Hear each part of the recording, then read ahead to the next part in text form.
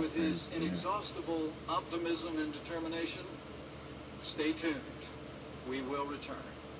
We will rescue the American people from the disastrous consequences of Obamacare and restore a healthcare system based on personal responsibility, free market competition, state-based reform. That's the American way to healthcare to American people in the 20th. Fight it done.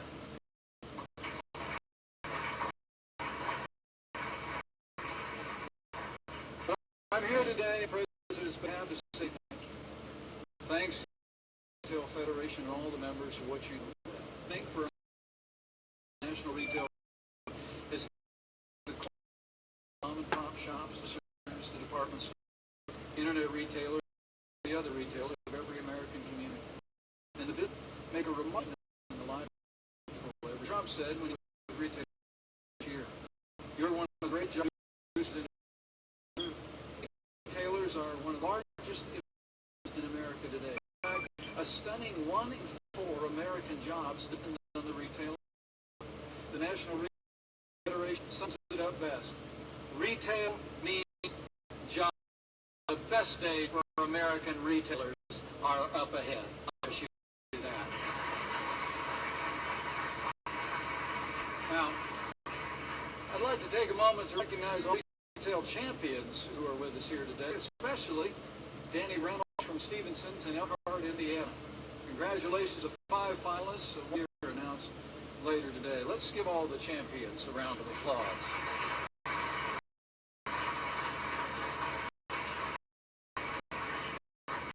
It's important to celebrate the difference each one of you make.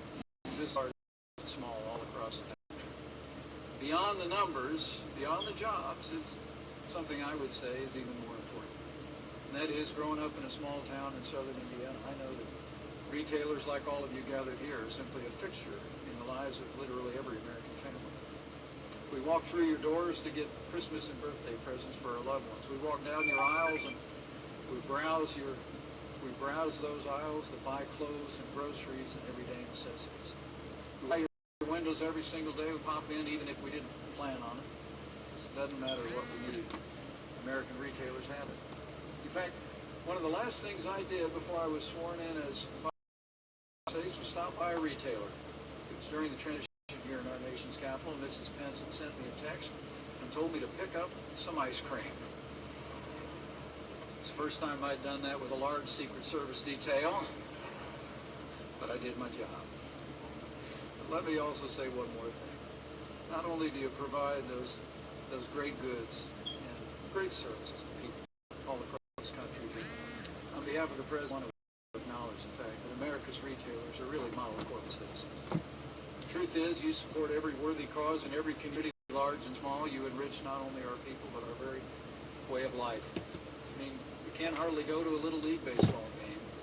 You can't hardly go to a local charity function without seeing your banners hanging, without hearing about your sponsorship on the brochure. To know that your president and I are truly grateful for everything that you do for the communities that you serve, that you give yourselves around the difference that you make in the lives of every American.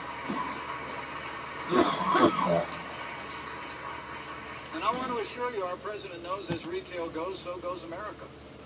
The president told retailers earlier this year that our administration is, quote, in his words, very focused on the issues that will encourage economic growth, the growth that you'll need to continue to grow and succeed.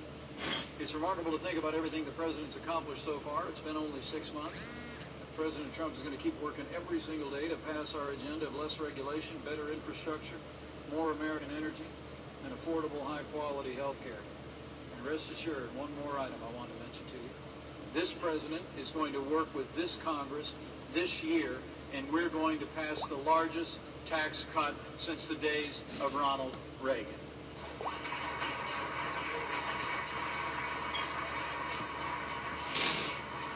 The truth is, America's tax code is one of the biggest barriers to success for working families and job creators like all of you. I love that old line that says that the Internal Revenue Code is twice as long as the Bible, with none of the good news. We're going to change all that. We're going to cut taxes across the board for working families, small businesses, and families. We're going to simplify the code by cutting 7 brackets. alternative minimum tax will make the code flatter for everyone. And important to read, particularly town family retailers, President Donald Trump will repeal debt taxes for all. Dental event. And when it comes to your specific plan, I want to tell Rick talking about, say, a child, and you have a farm, and when your child at farm, natural, okay, you've paid taxes on that farm your whole life, every year, never missed a payment. When you die and your child inherits that farm, they will have to pay taxes equivalent to half of what that farm is worth. So think about that. If that farm is worth $1 million, then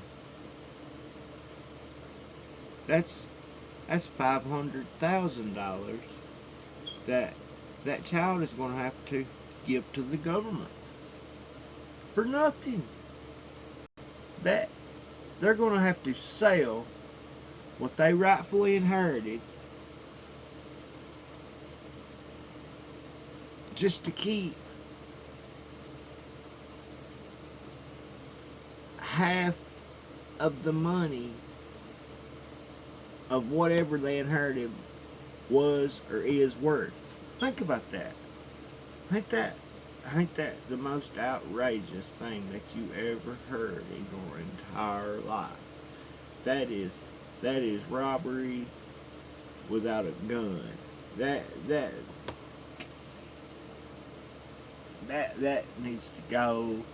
That needs to be a thing of the past. That should only be spoken of when it's thought about what not to do when making laws in your society.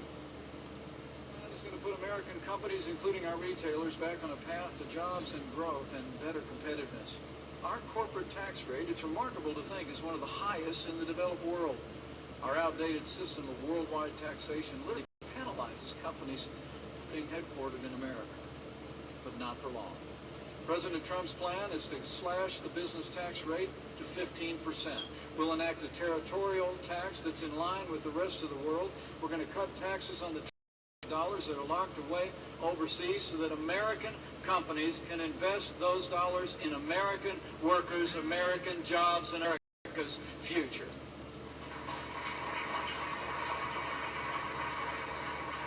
President Trump's tax cut plan will empower your companies to compete on a level playing field with businesses anywhere in the world. And as we all know, when the field is level, American businesses always win. The truth is, President Trump's agenda is going to make the strongest economy in the world stronger still.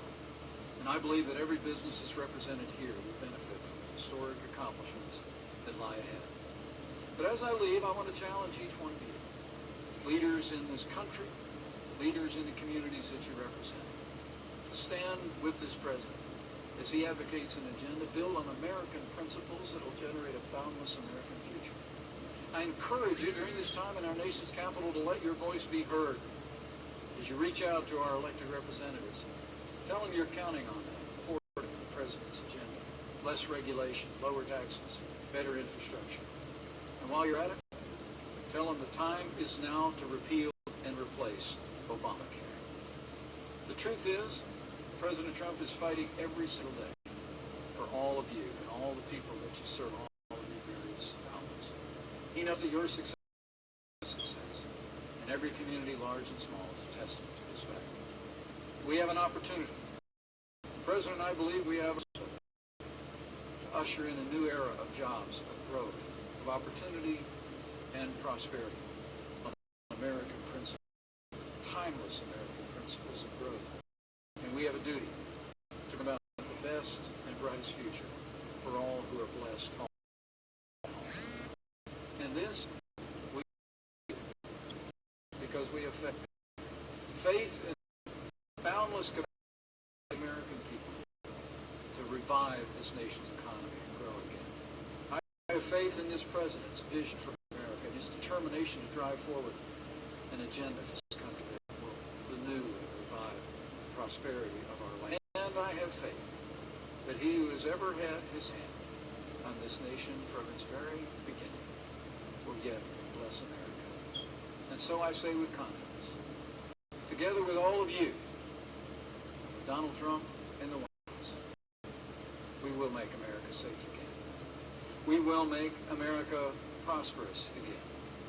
And to borrow a phrase, we will make America great again. Thank you very much. God bless you all, and God bless.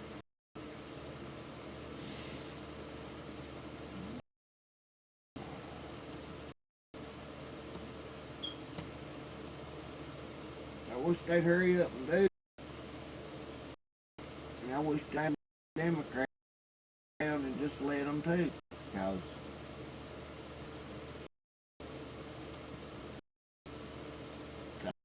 and that there's my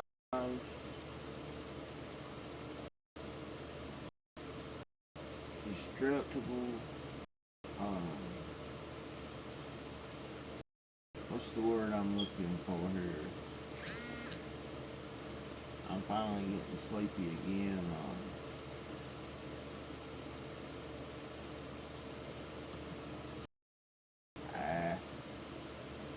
Who cares?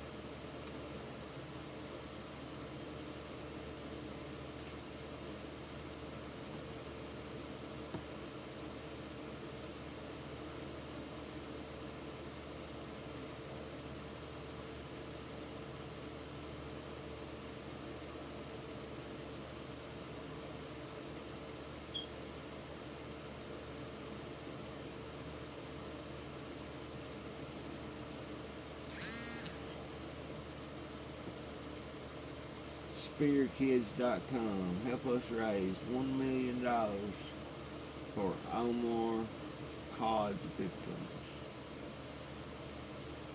This is up on rebel.media.com. Folks, rebel.media, whatever. Yeah, my bad.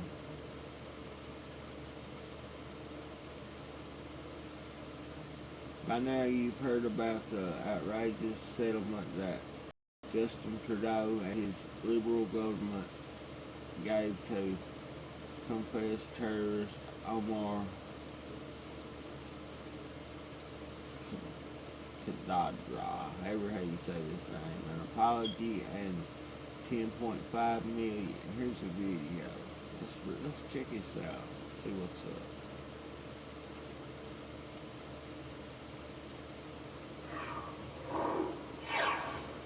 Help the real victims. I'm Brian Lilly with Rebel.TV. By now you've heard about the absolutely outrageous and absolutely maddening settlement that Justin Trudeau and his Liberal government have given to confessed terrorist Omar Khadr. An apology and $10.5 million. Meanwhile, the real victims, the Spear family, they get nothing. But I want to change that, and for that, I need your help. We want to help the Spear family once again, so we're launching a crowdfunding campaign to try and raise $1 million for the Spear children, and that's where you come in. You'll remember that Omar Khadr threw the grenade that killed Sergeant First Class and Medic Christopher Spear. He threw the grenade in violation of the laws of war, as Spear and others threw the compound at the end of the battle looking for survivors seeking to tend to the wounded. Under the Geneva Conventions, you don't attack medics. It's illegal under international law. And while Khadr's many supporters on the fringe want to, well, apply every aspect of the Geneva Convention to him, they refuse to admit this basic fact. Omar Khadr committed a war crime when he threw that grenade. And that grenade took the life of then 28-year-old Christopher Speer, who died from his injuries despite the best American military medical care. The same medical care that saved Omar Khadr's life. Speer left his wife, Tabitha, and children. Taryn was, well, just 3 years old, be about 18 now. Tanner was 11 months old, about 16. I don't know, I've never met, never talked to any members of the Speer family, but like so many of you, I'm outraged not only that Omar Khadr is getting $500 million from the Trudeau Liberals in my name, but also published reports. The timeline for paying him off was moved up to make sure that Tabitha Speer could not collect on the lawsuit she launched, the judgment she received in a wrongful death suit. Now, I'm of the opinion that Omar Khadr shouldn't have been paid off at all. But even many people that I've debated online over the last few days, people who defended the decision, who said, well, the government didn't have a choice, they were backed into a corner. Many of those people said, well, look, at the end, I hope the Speer family ultimately get the money. That's unlikely to happen now, which is why we're launching the crowdfunding campaign at spearkids.com. We don't have the financial resources of the Canadian government, neither do you, but we all chip in together, we can do something. And our goal, and this is ambitious, is to raise $1 million for the Speer kids to help them by putting the money in trust with the family lawyers until they're of age. We can yell, we can scream, we can denounce this deal all we want. It won't be a thing. This was cast in stone before we even knew about it. Trudeau lied to our faces when he said this was part of an ongoing judicial process. It wasn't. He'd already signed off on it. He knew the check was being sent. He knew that it was going to be cashed before voices we've raised up in opposition. So why don't you join me? Join me in helping the Speer family. We want to raise this show. Tabitha, Taryn, and Tanner Speer, that not all of Canada, stands with confessed terrorist and killer Omar Khadr. Most we stand with them. All the money that we raise will go to them. We won't keep a penny. Indiegogo, of the crowdfunding sites that we used, will take a small fee to cover expenses, credit card processing. Everything else is going to go to this kid. We won't keep a penny. We've done this before. Back in the Sun News days, it's just shy of $100,000 for an education for kids. We gave them all the money, and now you can afford $5. That's going to help. Enough people give $5. Well, that'll add up quickly. But if you can give $25, $100, $1,000, maybe more, consider doing that. Canadians coast to coast, and sensible, spearkids.com.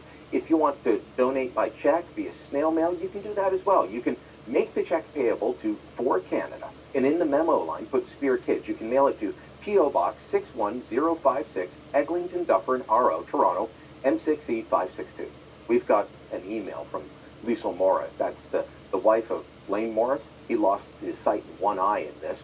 And she said that the crowdfunding campaigns in the past, when people have opened up their hearts and the wallets, well, she says the Speer family has really appreciated it.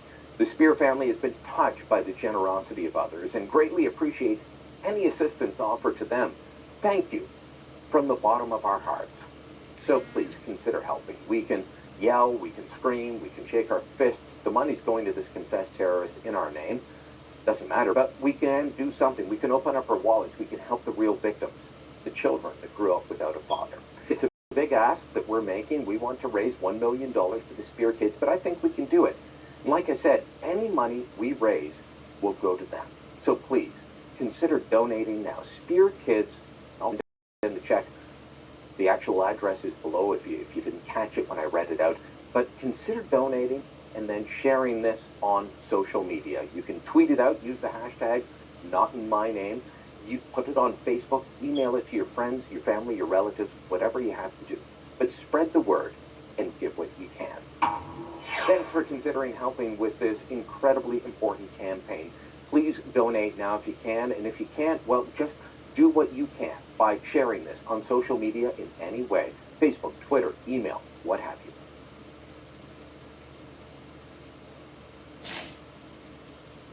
That is a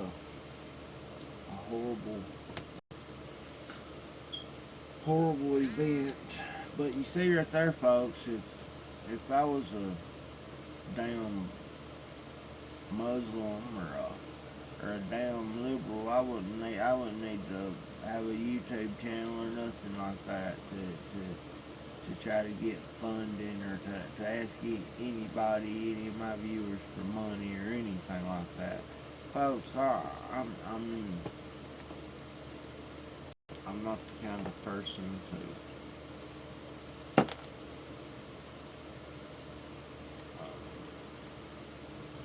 ask for handouts or anything like that. I'm really not.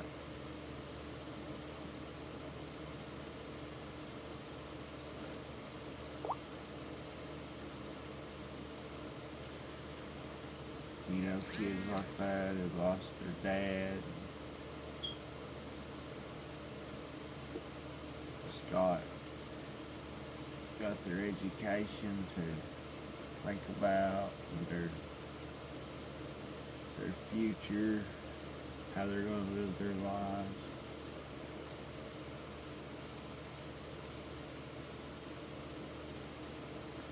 Huh. I found messed up.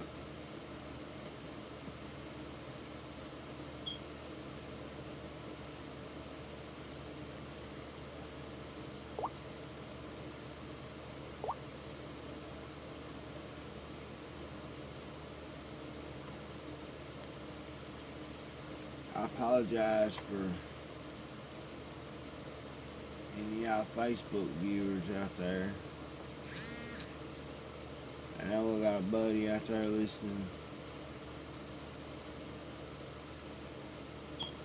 At least one. I'm trying to get back to you, old bud. I may have that broadcast short.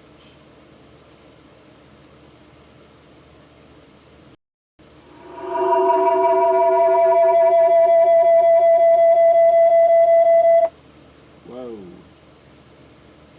That was feedback, which I did. I do apologize.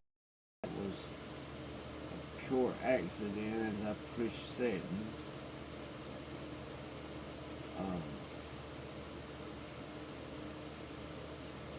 This thing is pretty neat. I haven't used this feature much, but yeah, it's pretty neat.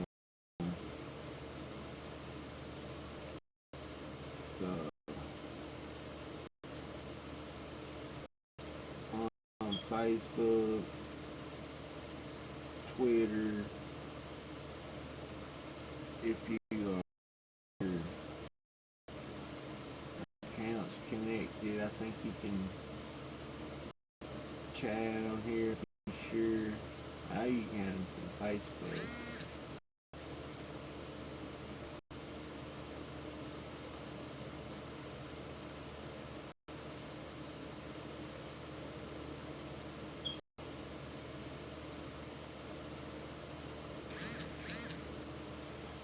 Donald Trump just tweeted about a new intelligence leak from the Amazon Washington Post, this time against Attorney General Jeff Sessions.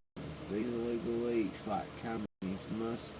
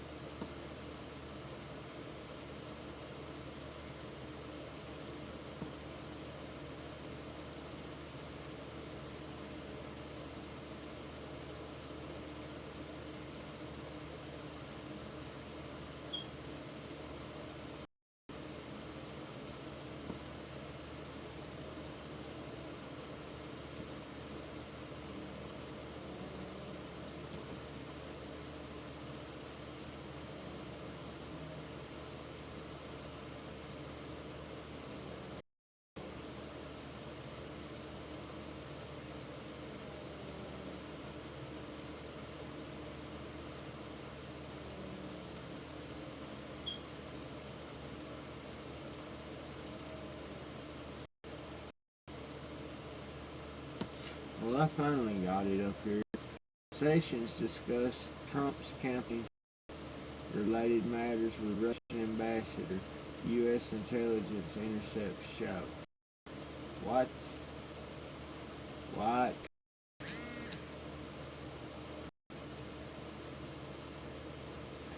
By Adam Intus. Second here. Let me get this other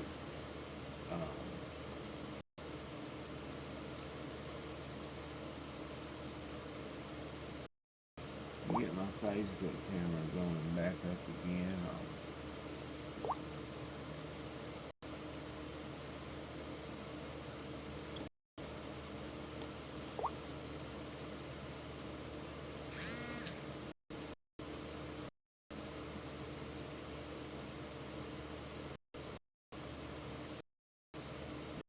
Play this video. Hell, I play it anyway. Hell, Facebook.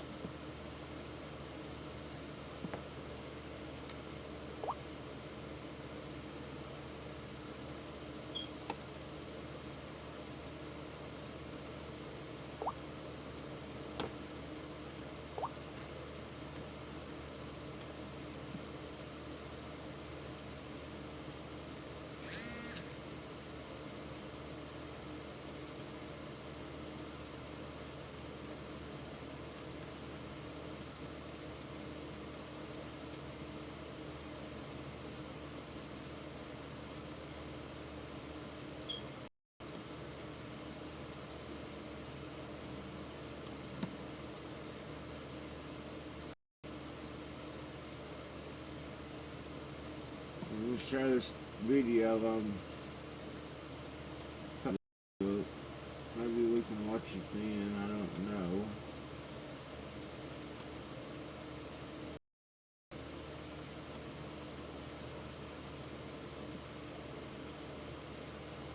It's not played on that website though at all.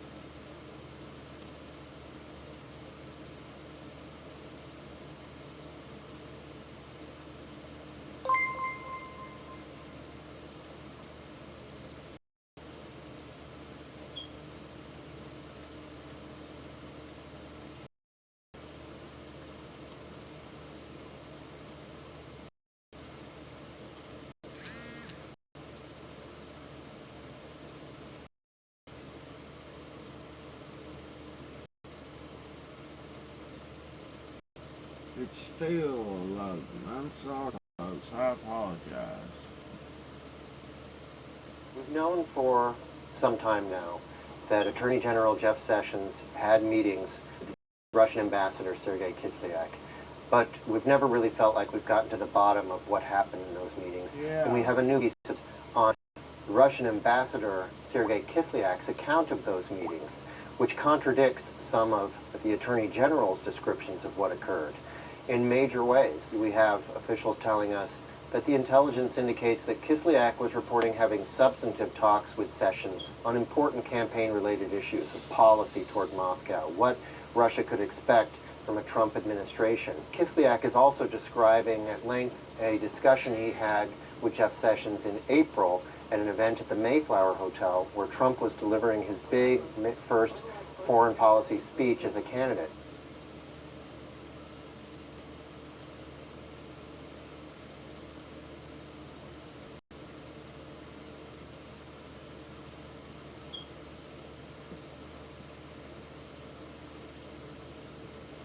And Sessions has always denied that that conversation even took place. I never had meetings with Russian operatives or Russian intermediaries about the Trump campaign. So now we have sort of the other side's version of this event, and it's hard to reconcile these two things. The new information on Sessions comes from an imperfect source. So this is the Russian ambassador basically calling his bosses. So this is just one Russian's word to other Russians. That's different than in other cases we've seen, including the intelligence that led to the departure of former National Security Advisor Michael Flynn. This is a Russian ambassador's account back to the Kremlin. And therefore, you have to account for the possibility that he's exaggerating what happened in this meeting or mischaracterizing it. Trump appears at the moment to be looking for any excuse to push Jeff Sessions out of that job, and it looked like he attempted to do that this past week in an interview when he really lashed out at Sessions. I mean, this might be something that adds new damage to Sessions and puts new pressure on him and puts his job in greater peril.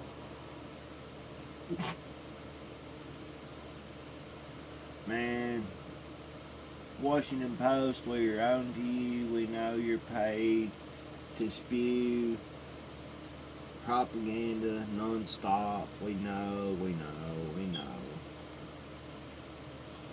Whatever. We know, guys. We know. No big deal. We know. We got you in our sights.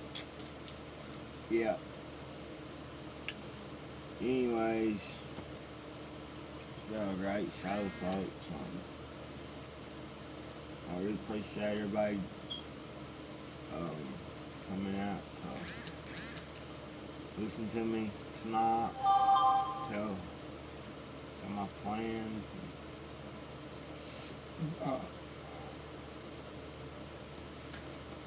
I really hope that everyone will be on board helping me in this great new big venture that I have. And I'm sure that we can succeed, folks. Together we can't be stopped. There's nothing that can stand in our way.